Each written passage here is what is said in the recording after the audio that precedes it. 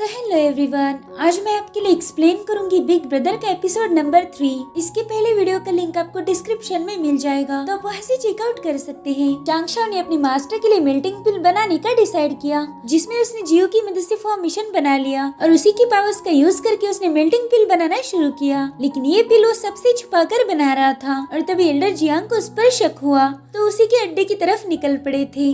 अब अब हम देखते कि जियो अपनी इमॉर्टल पावर्स का यूज कर पिल को बना रही है और मेल्टिंग पिल जल्द ही बनने वाली थी। तभी चांगशाओ को पता चल जाता है कि जियांग वहाँ पर आ रही है। चांगशाओ सोचता है कि जियो तो बहुत भोली है, मगर जियांग उतने ही शातिर। अगर उन्हें पता चल गया कि मैं मेल्टिंग पिल बना रहा हूँ तो बहुत बड़ी मुसीबत खड़ी कर देंगे। तो डिसाइड करता है कि वो जियांग को बाहर ही घुमाता रहेगा। जियांग देखती कि वहाँ पर एक मेज बना है, तो उस पूरे फॉर्मेशन को स्टडी करते हैं। वो कहते कि ये तो एक मामूली सा भूल भुलैया है, इसे तो मैं बड़ी आराम से सॉल्व कर सकता हूँ। देखो, मुझे तो एग्जिट मिल भी गया। लेकिन चांगशाओ बहुत स्मार्ट था, उसने वहाँ पर एक नहीं बल्कि हजारों फॉर्मेशन बनाए थे ताकि कोई अंदर दाखिल ना हो पाए, और वो फॉर्मेशन से इंटरकनेक्टेड थे। तो जियांग उन्हें ब्रेक करने की पूरी कोशिश कर रहे थे। वो उसे स्टडी करते हैं और फिर जब उन्हें एग्जिट मिलता है तभी दूसरा फॉर्मेशन क्रिएट हो जाता है, जिससे उन्हें बहुत इरिटेट हो रहा था। इधर चांगशाओ सोच रहा था कि मैं ज्यादा देर तक उन्हें तंग नहीं कर सकता, नहीं तो उन्हें शक हो जाएगा। सबसे पहले मैंने पिल को रेडी कर लेना चाहिए। इधर जियांग इंटरकनेक्टेड फॉर्मेशन से तंग हो गए थे। उनकी हजार कोशिशों के बावजूद भी वो वहीं पर ट्रैप थे। दिन से रात हो जाती है, मगर उन्हें चांगशाओ नहीं मिलता, तो रोने लगते हैं। अब वो कहते हैं कि मैं एक रियल इमॉर्टल हूँ, तो मैं इस फॉर्मेशन को ब्रेक कर दूंगा, और वो बड़ी आसानी से ब्रेक भी हो जाता है, क्योंकि चांगशाओ ने ऐसा होने दिया था। इधर चांगशाओ ने 2 सालों के बाद इमॉर्टल मेल्टिंग पिल बना ली थी, और जियो भी उन पिल्स को देखकर बहुत खुश थी। उसे लग रहा था कि ये कल्टीवेशन पिल है। अब चांगशाओ उन सभी पिल्स को रख देता है।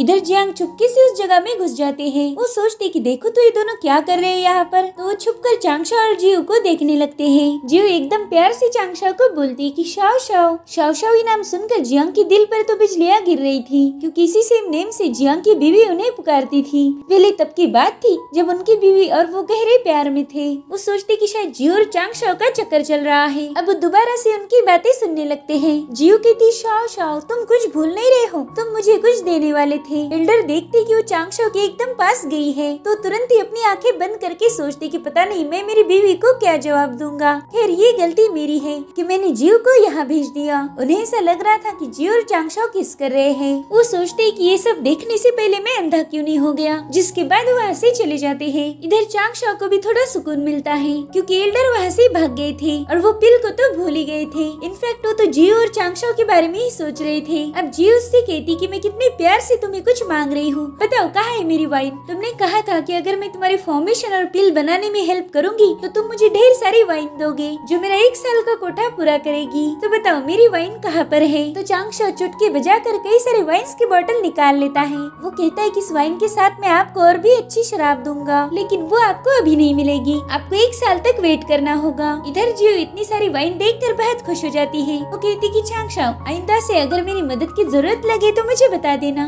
मैं तुम्हारी हेल्प जरूर करूंगी। अब वो ऐसे ही जाने लगती है। तभी चांगशाओ कहता है, सीनियर कि अगर किसी ने भी आपको पूछा कि आप इतने दिनों से यहाँ पर क्या कर रही थी, तो आपको पता है ना क्या बोलना है, तो प्लीज वही बताना। अब हम जियांग को देखते हैं, जो अपनी वाइफ के लिए चाय बना कर लेके आते हैं और कहते हैं कि मेरी शाओ शाओ, हमारी जियो अब बहुत बड़ी हो गई है, मुझे लगता है कि हमने उसके लिए कोई अच्छा लड़का ढूंढना चाहिए, कम से कम वो जियो का कमरा तो साफ रखेगा। तो उनकी बीवी एक ही झटके में जियो का कमरा साफ कर देती है। वो कहती कि जियो को अपना कमरा साफ करने के लिए किसी बेवकूफ को अपने गले से बांधने की जरूरत नहीं है। वो तो बस अभी 962 साल की है, अभी उसकी शादी में बहुत टाइम बाकी है, और वैसे भी शादी एक बर्बादी होती है। और तभी जियो वहाँ पर पहुँच जाती है। उसके पास ढेर सारी वाइन की बोतल्स भी थी। वो कहती, अरे आप दोनों मेरे रूम में क्या कर रहे थे। तो शियो कहती कि मैं अभी भी रिट्रीट कंप्लीट करके आई हूँ, तो मैंने सोचा क्यों ना हम दोनों एक साथ तुम्हें मिलने आए। अब जियांग उससे पूछती कि जियो बताओ, मगर तभी उसकी नजर अपनी बीवी पर जाती है। वो उन्हें बहुत गुस्से से देख रही थी, तो जियांग थोड़ा डर जाते हैं, लेकिन बाद में बड़ी हिम्मत करके वो पूछते कि बताओ जियो, तुम शॉकिंग पिक में क्यों जाती रहती हो। तो जियो शर्माते हुए कहती कि वो क्या है ना, मैं वहाँ फॉर्मेशन सेटअप और अल्केमी के लिए जाती हूँ,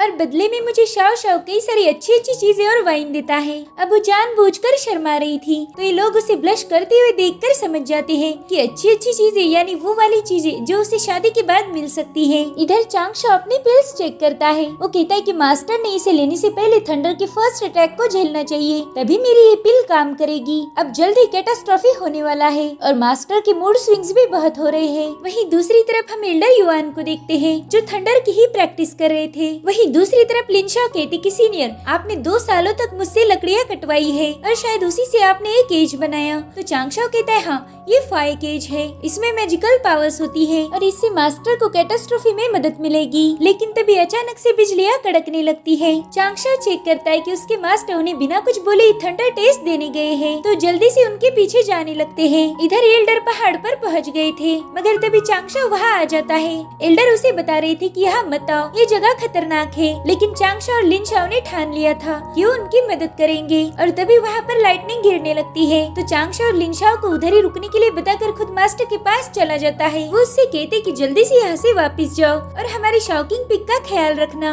मैंने कई सारे लोगों को बताया है, वो टाइम टू टाइम तुम्हारी मदद करेंगे, अब जाओ यहाँ से। लेकिन चांगशाओ उनकी नहीं सुन रहा था। मास्टर उससे कहते कि लाइटनिंग का एक ब्लो तुम्हें खत्म कर देगा, तुम्हारे बाद लिनशाओ का क्या होगा। लेकिन चांगशाओ इसकी फिक्र ना करते हुए उनके सामने नील करता है। वो कहता है कि आपने मुझे पाला पोसा, मुझे 100 सालों तक पढ़ाया है, मेरे से प्यार किया, तो बस मुझे आपकी एक बार मदद करने दीजिए। मैं आपको इस कैटास्ट्रॉफी में मरने नहीं दे सकता। अब वो उनके पैर पकड़ लेता है, तो मास्टर उसे उठाकर अपने गले से लगा लेते हैं। अब वो लोग देखते कि आसमान से एक बहुत विशाल और खतरनाक ड्रैगन वहाँ पर आ चुका है। इन्हें डर लगता है कि कहीं वो इन पर अटैक न कर दे, मगर वो ड्रैगन कहता है एक्सक्यूज मी, क्या आप मुझे बता सकते हो कि डुशियान रीजन जाने का रास्ता कौन सा है। तो ये दोनों भी शॉक होकर उसे डायरेक्शन बता देते हैं। तो ड्रैगन कहते हैं थैंक यू सो मच। अब उसके जाने के बाद वहाँ पर उजाला हो जाता है। इसका मतलब ये थंडर कैटास्ट्रॉफी का नहीं था, बल्कि ये थंडर तो उस ड्रैगन की वजह से बन गया था। अब मास्टर कहते कि मेरी तो किस्मत ही खराब है, जब मैंने मरने का डिसाइड किया तब थंडर ही नहीं आया।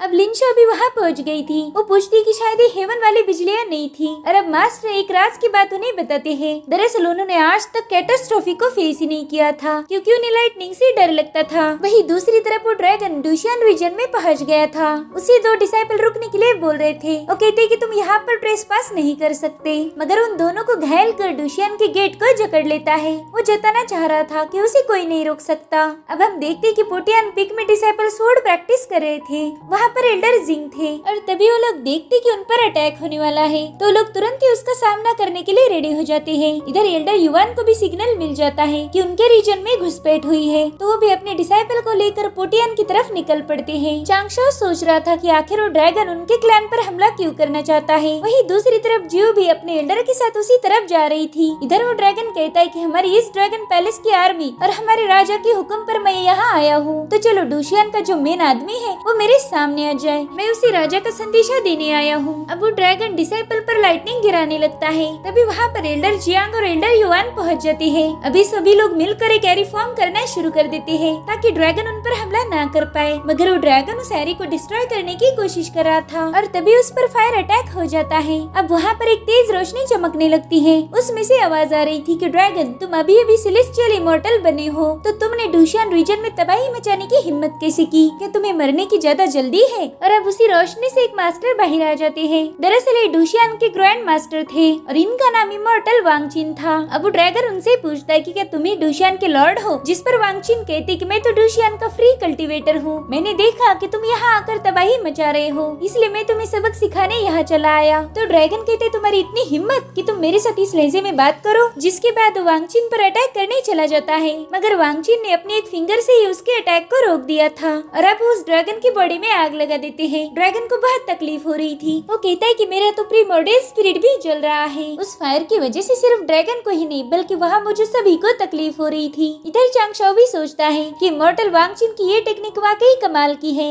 अगर मैंने इसका एक छोटा सा पार्ट भी सीख लिया तो मुझे अल्केमी और फिजिकल फिटनेस मेंटेन रखने में मदद होगी। अब वो ड्रैगन आग में जलते हुए सीधा नीचे गिर जाता है। उसके गिरने की वजह से उस जगह पर गड्ढा बन गया था। वो अब अपने असली रूप में आ जाता है। वो सोच रहा था कि ये फायर पावर बहुत ज्यादा पावरफुल है। अब वांगचिन कह रहे थे कि तुम ड्रैगन रेस वालों के स्पेल समझने में मुश्किल है, और इसी वजह से ड्रैगन रेस बाकी के क्लैंस पर अपना दबाव डालना चाहती है। तुम्हारे ड्रैगन एंसेस्टर ने सबके साथ जंग की, जिस वजह से एंशिएंट टाइम्स में ये दुनिया तबाह हो गई थी, और इसी वजह से तुम्हारे ड्रैगन रेस को सबसे दूर भेज दिया। तो मैं तुम्हें सलाह देना चाहता हूँ कि जल्दी से यहाँ से चले जाओ और अपनी हरकतें सुधारो। तो ड्रैगन कहता है तुम्हारे डूशियन के लोग हमारी सी कोस्ट में घुस गए थे और उन्होंने डीमंस को मारने की बजाय हमारी नेवी को नुकसान पहुंचाया और अब तुम मुझे ज्ञान दे रहे हो। आप लोगों ने हमारी बेइज्जती की है। मैं हमारे ड्रैगन किंग को बताकर हमारे सारे ट्रुप्स इकट्ठा करूंगा और उसके बाद हम तुम लोगों का नामो निशान मिटा देंगे। अब वांग चिन को कोई आइडिया नहीं था कि एग्जैक्टली सी कोस्ट में क्या हुआ है। तभी एल्डरसन उनके कान में बताते हैं कि जब हमारी सी कोस्ट में ट्रायल चल रही थी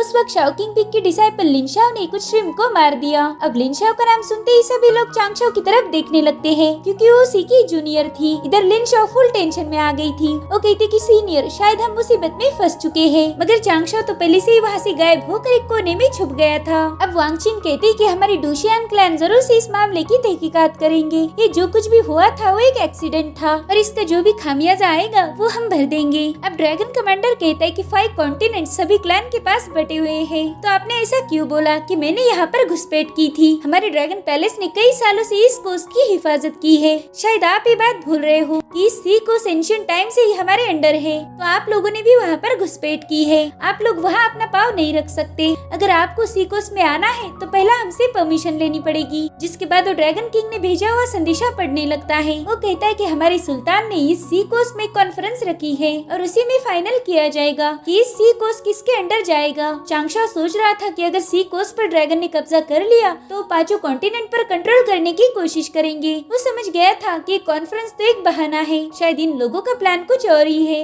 इधर वांग चिन भी समझ गए थे कि यहाँ पर कुछ न कुछ गड़बड़ तो जरूर है। अब वो ड्रैगन कमांडर से कहते कि तुम यहाँ राजा का संदेशा देने आए थे जो तुम दे चुके हो, तो अब तुम्हें गुड बाय बोलने का वक्त आ चुका है। जिसके बाद वो एक लात मार के ड्रैगन कमांडर को डूशियन के बाहर फिकवा देते हैं। अब ये लोग अपने पीक वापस जा रहे थे। तभी लिनशाओ कहती हाय वांग चिन कितने हैंडसम है और वो इतने पावरफुल है कि मेरा उन पर दिल ही आ गया। उनके चेहरे पर सुल्तान जैसा नूर है। इधर एल्डर युआन सोचते हैं कि अगर मैं कैटास्ट्रॉफी झेलने में सक्सेसफुल हो गया तो मैं भी वांग चिन जैसा पावरफुल बनूंगा। उनके जितना नहीं तो उनसे थोड़ा सा कम ही बन जाऊंगा। अब इन दोनों को सपने देखने में बिजी देखकर चांगशाओ बहुत कंफ्यूज था और तभी एल्डर को तकलीफ होने लगती है। मौसम अचानक से बदल रहा था तो चांगशाओ समझ जाता है कि मास्टर का थंडर एग्जाम होने वाला है। वो सोचता है कि हमने जल्दी से शाओकिंग पीक जाना चाहिए ताकि लाइटनिंग प्रोटेक्शन प्लान को एक्टिवेट किया जाए। इधर पोटियन पीक में भी लाइटनिंग का असर दिख रहा था तो वांग चिन कहते कि शायद आज किसी की कैटास्ट्रोफी टेस्ट है, इसलिए हेवन से तेज बिजलियां गिर रही है। तभी एल्डर जियांग कहते कि थंडर की डायरेक्शन शाओकिंग पीक की तरफ है। इट मींस कि आज एल्डर युआन की परीक्षा है। इधर ये लोग बड़ी ही तेजी से अपने पीक की तरफ जा रहे थे। चांगशाओ कहता है कि बादलों को देखकर पता चल रहा है कि आज टोटल 4 थंडर्स गिरेंगे। तो लिनशाओ कहते कि 4 थंडर्स ये कुछ ज्यादा नहीं हो गए। अब युआन कह रहे थे कि थंडर गिरने वाले हैं, तो तुम लोग जल्दी से यहाँ से चले जाओ, मुझे अकेला छोड़ दो। जिसके बाद ये लोग पिक पर पहुँच जाते हैं। अब चांगशाओ और लिनशाओ मास्टर को रिस्पेक्ट देकर एक केज बाहर निकाल लेते हैं। अब चांगशाओ एल्डर को धक्का देकर उस केज में कैद कर देता है। मास्टर उससे पूछ रहे थे कि लड़के तुमने मुझे इसमें बंद क्यों किया है, आखिर ये चीज क्या है। तो चांगशाओ कहता है कि इसे फाया केज बोला जाता है। अब वो केज पूरी तरह से लॉक हो जाता है। वो कहता है कि थंडर से बचने के लिए मैजिकल केज है। अब चांगशाओ मास्टर से रिक्वेस्ट करता है कि प्लीज फेंसेस को टच मत करना। मास्टर उस पर चिल्ला रहे थे कि तुम लोग यहाँ से चले जाओ, इस केज का कोई फायदा नहीं होगा, थंडर को कोई मैजिकल केज नहीं रोक सकता। अब थंडर का पहला अटैक होने वाला था तो चांगशाओ अपने जूनियर को लेकर थोड़ा सा दूरी पर चला जाता है। अब थंडर का फर्स्ट अटैक उस केज पर हो गया था। उस केज ने उस अटैक को तो झेल लिया था, मगर एक अटैक के बाद ही वो केज टूटकर बिखर जाता है। लिनशाओ कहती है सीनियर केज तो बिखर गया, अब हम क्या करेंगे। तो चांगशाओ कहता है कि अब हमें बस मास्टर को मेल्टिंग पिल लेने के लिए मनाना होगा, हमारे पास बस यही एक रास्ता बचा है। और तभी चांगशाओ को फील हो रहा था कि मास्टर में इमॉर्टल की थोड़ी सी भी पावर नहीं आई है, शायद ये उस केज की वजह से हुआ था। वो कहता है कि इमॉर्टल पावर्स के बिना हम मास्टर को मेल्टिंग पिल खिला नहीं पाएंगे, अगर हमने ऐसा किया तो हम खुद ही मास्टर के कातिल बन जाएंगे। इधर मास्टर कहते हैं कि अब मेरे रास्ते में मत आना, मैं खुद ही बाकी बचे हुए थंडर को फेस करूंगा। जिसके बाद मास्टर पर थंडर का सेकंड अटैक हो गया था, जिसे मास्टर ने जैसे तैसे सरवाइव कर लिया और अब उनमें इमॉर्टल की थोड़ी सी पावर भी आ गई थी।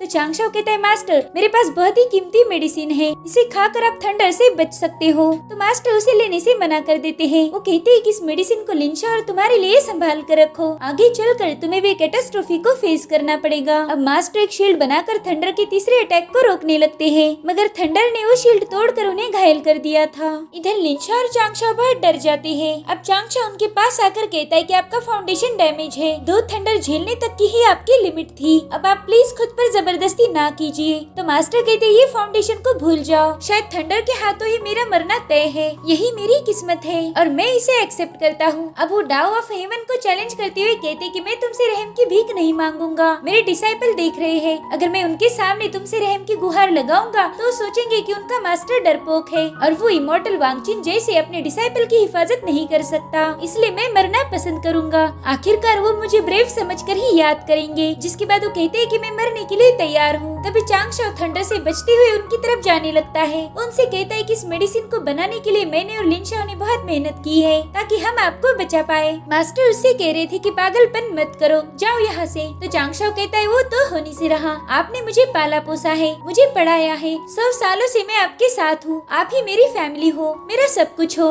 मास्टर भी उसकी बातें सुनकर काफी इमोशनल हो जाते हैं। अब चांगशाओ थंडर से जैसे तैसे बचते हुए उनके पास आ जाता है। वो कहता है कि मैं आपको मरते हुए नहीं देख सकता। वो उनके सामने बैठकर रिक्वेस्ट कर रहा था कि प्लीज इस पिल को कंज्यूम कीजिए। वहीं पर लिनशाओ भी रोते हुए कह रही थी कि मास्टर खुद के लिए ना सही हमारे लिए सरवाइव कीजिए। तो मास्टर फाइनली उस पिल को कंज्यूम कर लेते हैं। वो कहते हैं कि मैं अपनी पूरी कोशिश करूंगा। जिसके बाद वो खुद ही थंडर के पास जाकर उसे चैलेंज करते हैं। तो थंडर उन पर बहुत ही पावरफुल अटैक कर देता है। मास्टर देखते हैं कि उनकी बॉडी मेल्ट हो रही है और अब वो पूरी तरह से मेल्ट होकर बहुत बड़ा ब्लास्ट हो जाता है। थोड़ी देर बाद सब कुछ शांत हो गया था। अब आसमान से बस एक लाइट के साथ मास्टर युवान की मिथिकल ब्रश नीचे आने लगती है। वो पूरी तरह से राख में बदल गए थे। तभी हम हेवन से एक शख्स को देखते हैं। वो कह रहे थे कि युवान तुम्हारा दिल बहुत मजबूत है। अभी लोग देखते कि मास्टर तो दोबारा से जिंदा हुए ही नहीं। उन्हें लग रहा था कि शायद उनका एक्सपेरिमेंट फेल हो गया, जिस वजह से ये दोनों भी बहुत रोने लगते हैं। लिनशाओ का तो रो रो कर बुरा हाल था। तब तक वहाँ पर जियो भी पहुँच चुकी थी। वो भी उनके एशेस देखकर बहुत रो रही थी।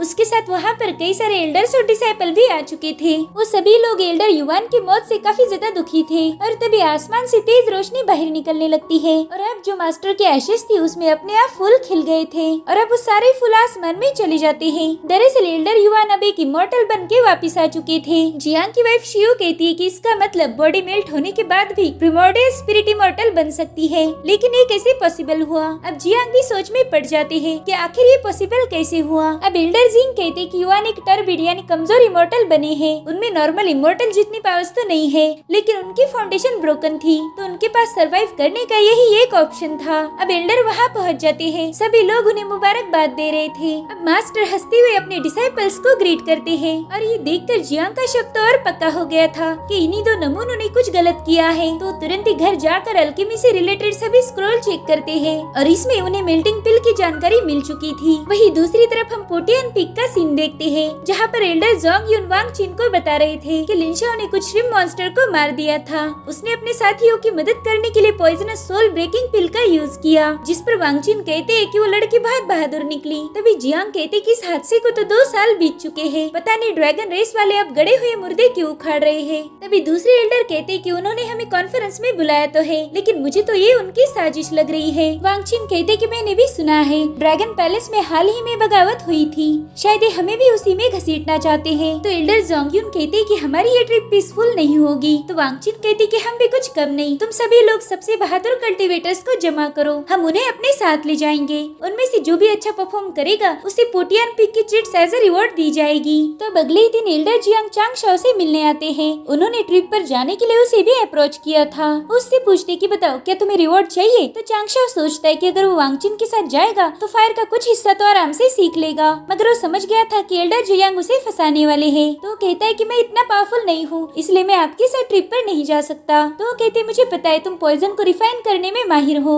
और तुम एक नंबर की शातिर भी हो। तुमने जियो की मदद से मेल्टिंग पिल बनाई। मेल्टिंग पिल का नाम सुनते ही लिनशाओ तो चाय की कप ही गिरा देती है। एल्डर जियांग कहते कि मेरे ख्याल से तुम बाइजुलो कॉन्टिनेंट में शियांजी हब लाने गए थे, जिसके बाद तुमने एल्डर वानलिन से उनकी गोल्डन फर्नेस हासिल की और फिर मुझे भी उल्लू बनाकर जियो की मदद से वो पिल रिफाइन की। बोलो क्या मैं सही बोल रहा हूँ। इधर लिनशाओ तो डर के मारे चांगशाओ के पीछे छुप गई थी। वो धीरे से कह रही थी कि सीनियर सोचो सोचो, अब हम क्या बोलेंगे, जल्दी से सोचो। तो चांगशाओ जल्दी से उनके सामने नील करता है। अब इसकी उम्मीद न जियांग को थी और न ही लिनशाओ को थी। अब लिनशाओ भी अपनी सीनियर को देखकर वैसे ही करने लगती है। चांगशाओ कहता है सीनियर अब छुपाने से कोई फायदा नहीं, मैंने मेल्टिंग पिल बनाई थी, ये रही उसकी रेसिपी, इसमें पिल बनाने के सारे फॉर्मूलाज लिखे हैं। अब जियांग उस नोटबुक को चेक करने लगते हैं। चांगशाओ कह रहा था कि मेरे मास्टर की फाउंडेशन डैमेज थी और हम उन्हें मरता हुआ नहीं देख सकते थे, इसलिए मैंने वो पिल बनाई। मुझे पता है वो पिल बनाना अलाउड नहीं है। अब एल्डर वो सारे नोट्स पढ़कर उन्हें घूरने लगते हैं। लिनशाओ सोच सोच रही थी कि वाह सीनियर वाह, अब हम दोनों गए काम से, शायद ये तूफान आने से पहले वाली खामोशी है। वो कहती बाप रे, मुझे तो सांस लेने में दिक्कत हो रही है। और तभी अचानक से चांगशाओ हवा में फ्लोट कर रहा था। जियांग भी ये देखकर हैरान थे और उसी वक्त चांगशाओ की कल्टीवेशन लेवल अप होकर वो वर्चुअल रिफाइनिंग की 6th लेवल पर पहुंच गया था। चांगशाओ भी इस अचीवमेंट से काफी खुश था। अब जियांग सोचती कि बंदा तो लेवल अप कर चुका है, शायद मैंने इसे मेल्टिंग पिल बनाने के लिए सजा नहीं देनी चाहिए, क्योंकि ये आगे भी हमारे काम आएगा। तो कहते चांगशाओ तुम इसी कॉन्फ्रेंस में हमारे साथ जाना होगा, और अगर तुमने मना किया तो मैं तुम्हें एक खतरनाक पिल बनाने की जुर्म में पनिश करूंगा। तो चांगशाओ तुरंत ही कॉन्फ्रेंस में जाने के लिए राजी हो जाता है। अब जियांग के वहाँ से जाने के बाद ये दोनों भी नीचे बैठ जाते हैं, मानो इनके कंधे से बहुत बड़ा बोझ उतर गया हो। लिनशाओ कहती सीनियर आखिर यहाँ पर हुआ क्या था, तो उसे नोटबुक दे देता है। दरअसल उस बुक में मेल्टिंग पिल बनाने की रेसिपी गलत थी। वहाँ पर चांगशाओ ने शियानजी हब निकाल कर ग्रीन स्नेक को एज मेन इंग्रेडिएंट लिखा था। अब चांगशाओ उसे बताने लगता है कि मैंने जानबूझकर उसमें पिल बनाने की गलत जानकारी लिखी थी। तो जब उन्होंने ये पढ़ा तो समझ गए कि मैं वो पिल बनाने में फेल हो चुका हूँ। लिनशाओ कहती है अच्छा ये तो मैं समझ गई, मगर आपने लेवल अप कैसे किया? तो चांगशाओ कहता है वो भी फेक था, मैं उन्हें दिखाना चाहता था कि मैं पावरफुल हूँ, ताकि वो मुझे कॉन्फ्रेंस में जाने का मौका दे। और इस तरह से उसने शातिर जियांग को बड़ी आसानी से उल्लू बनाया था। अब अगले सीन में हम देखते कि एल्डर्स सभी सिलेक्टेड डिसाइपल को बता रही थी कि हम सी कोस्ट जा रहे हैं, तुम्हें वहाँ पर ट्रेजर हासिल करने के लिए फाइट करनी होगी। ड्रैगन पैलेस वाले लोग फाइट में माहिर हैं, तो लोग तुम्हारे साथ चीटिंग करेंगे और इसी मौके का फायदा उठाकर वो हम सब की मुश्किलें बढ़ा सकते हैं। हमारे पास तुम लोग ही ऐसे हो जो कल्टीवेशन के हाईएस्ट लेवल पर पहुंच गए हैं, तो तुम लोगों ने सोच समझकर वहाँ पर परफॉर्म करना है। अब ये लोग सी कोस्ट के लिए रवाना हो जाते हैं। चांगशाओ अपना शांति से मेडिटेट कर रहा था कि तभी वहाँ पर जियो आ जाती है। वो कहती चांगशाओ मुझे एक रेमेडी के बारे में पता चला है जो हमारे अंदर के डीमन को क्योर करके हमें नेक दिल इंसान बनाती है। तो वो कहते आपका बहुत बहुत शुक्रिया, लेकिन मेरे अंदर कोई डीमन नहीं है। वो कहती है ना तुम्हारे अंदर डीमन, जब भी कोई औरत तुम्हें हाथ लगाती है तो तुम्हारा डीमन जाग जाता है। और अब ये सुनकर चांगशाओ वहाँ से भाग जाता है। तो जियो उस पर जोर जोर से चिल्लाने लगती है, उसके पास आकर उसे टच करने की कोशिश कर रही थी। तो चांगशाओ खुद को बचाने लगता है। जियो कहती कि तुम्हारे अंदर कोई डीमन नहीं, क्योंकि तुमने मुझसे झूठ बोला था। जब तुम लिनशाओ से चिपक के बैठते हो तब तुम्हारी बीमारी कहा जाती है, जल्दी से बताओ मुझे। वो कहती कि आज तो मैं तुम्हें छू कर ही देखूंगी, देखो तो सही तुम कैसे हो। तो चांगशाओ इधर उधर भागना शुरू कर देता है और जियो उसे पकड़ने की पूरी कोशिश कर रही थी। इन दोनों ने काफी शोर मचा कर रखा था। तो वांगचिन बस खांसने का नाटक करते हैं। उनकी आवाज सुनते ही जियो चुपचाप जाकर मेडिटेशन करने बैठ जाती है। चांगशाओ सोचता है कि जियो तो किसी के बाप से नहीं डरती, लेकिन शायद वो वांगचिन की ज्यादा ही इज्जत करती है, या फिर वो उनसे प्यार करती है। अब चांगशाओ जियो का ध्यान भटकाने के लिए उसे रूबिक क्यूब दे देता है। वो कहता है देखो सीनियर, मैंने इसे सॉल्व किया, चलो आप भी इसे सॉल्व करो, तो ही मैं मानूंगा कि आप होशियार हो। चांगशाओ के हिसाब से छोटे बच्चे और जियो में कोई अंतर नहीं था। जिसके बाद ये लोग सी कॉन्फ्रेंस में पहुंच जाते हैं। ये कॉन्फ्रेंस अंडर वाटर बने ड्रैगन पैलेस में रखी गई थी। अब वहाँ का कछुआ अनाउंस कर रहा था कि हमारे प्रिंस का आज जन्मदिन है, तो ये सेरेमनी उसी की खुशी में है। वहाँ पर काफी सारी तैयारी की गई थी। ये लोग तो समंदर की खूबसूरती देखकर हैरान थे। अब एल्डर्स को अलग जगह बैठने के लिए बताया जाता है और बाकी के डिसाइपल को बैंक्वेट एरिया में भेजा जाता है। ड्रैगन एम्परर इन सभी को घूर के देख रहा था। इधर चांगशाओ अपना एयर ट्रांसमिशन एक्टिवेट कर देता है, इससे वो वहाँ की सारी इन्फॉर्मेशन को एक्सेस कर सकता था। अब कछुआ अनाउंसमेंट करता है कि हमारा ड्रैगन क्लैन सबसे खास है और सबसे बेस्ट भी। हमारा बहुत प्राचीन इतिहास है और हमारे पास पावरफुल मास्टर्स भी हैं और हम इंसानों के साथ हमारे रिश्ते सुधारना चाहते हैं, और इसीलिए हमने ये सेशन आयोजित किया है। जो भी इसमें जीतेगा उसे एक खास ट्रेजर एज ए रिवॉर्ड मिलेगा। वो एक सेलेस्टियल ट्रेजर है जो हमारे ड्रैगन क्लैन ने हजारों सालों पहले कलेक्ट किया था। तो मैं सबसे दरख्वास्त करूंगा कि सभी लोग इस सेशन में हिस्सा ले। चांगशाओ सोचता है कि कुछ सालों पहले ड्रैगन, फिनिक्स और यूनिकॉर्न्स के दरमियान हुई जंग के बाद ड्रैगन रेस का बहुत बड़ा नुकसान हुआ था, तो इतनी जल्दी उससे रिकवर कैसे हो पाए। साथ ही डाओ ऑफ हेवन ह्यूमन को सपोर्ट करते हैं, तो ड्रैगन ने ऐसे में हमारे साथ जंग नहीं करनी चाहिए, क्योंकि इसमें उनका ही नुकसान होगा। जिसके बाद कछुआ ह्यूमन और ड्रैगन चैलेंज को स्टार्ट कर देता है और तभी ड्रैगन प्रिंस सीधे चांगशाओ को चैलेंज करता है। वो कह रहा था कि मैं तुम्हारे साथ फाइट करना चाहता हूँ, जिससे चांगशाओ की हवा टाइट हो गई थी। और इसी के साथ ये एपिसोड यहीं पर खत्म हो जाता है। Thank you for watching, bye bye, take care.